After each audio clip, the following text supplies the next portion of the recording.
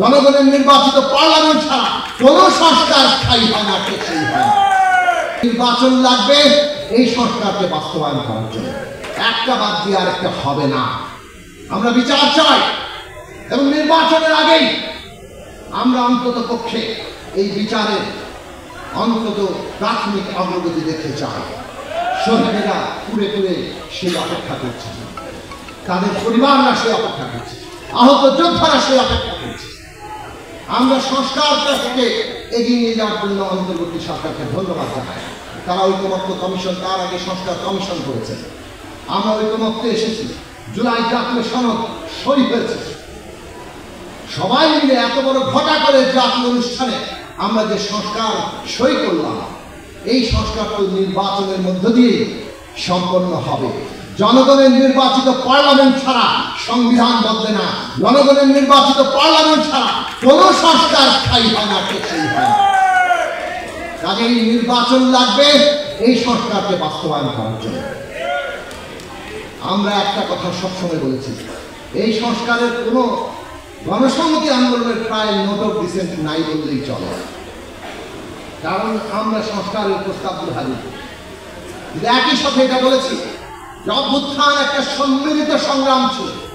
কাজেই কোন একটি একক দল যদি রাষ্ট্রের উপর কর্তৃত্ব কায়েম করতে চায়, সেটা মানুষের কাছে গ্রহণযোগ্য হবে না, সেটা বরং সংঘাতের সৃষ্টি করবে। আর ওই সংঘাতের জায়গা ফাঁক দিয়ে অতীত ফ্যাসিস্টরা, তাদের দেশি বিদেশি মিত্ররা, ওই শেখ হাসিনা ভারতে বসে আজকে বাঙালি অভ্যুত্থানকে ধ্বংস করে দিতে চাইবে। কাজে আমাদের এমন কোনো পরিস্থিতি তৈরি করা ঠিক হবে না, যে পরিস্থিতি আমাদেরকে ওই রকম একটা জায়গা করে দেয় যেখানে ফ্যাসিস্টরা আবার প্রবেশ করতে পারে। আর সেই জন্য দরকার ন্যূনতম জাতীয় ঐক্যমত্য।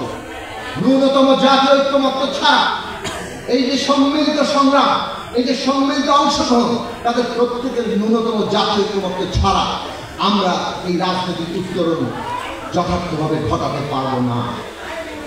কাজেই অন্তর্বর্তী সরকারকে আমরা আহ্বান জানাবো, জুলাই জাতীয় সনদ যেভাবে স্বাক্ষর হয়েছে তাকে কার্যকর করার জন্য আপনারা এমনভাবে উদ্যোগ গ্রহণ করেন যাতে রাজনৈতিক দলগুলোর মধ্যে কোনো বিরোধ না তৈরি হয়।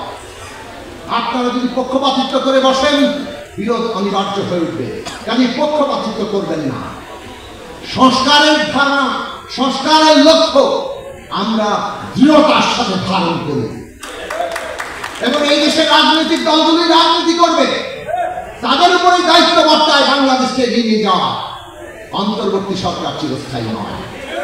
কাজেই রাজনৈতিক দলগুলো যদি সংস্কারকে সত্যিকার অর্থে ধারণ না করে, তাহলে তো সংস্কার কেউ করে দিয়ে গেল সেটা টিকবে না।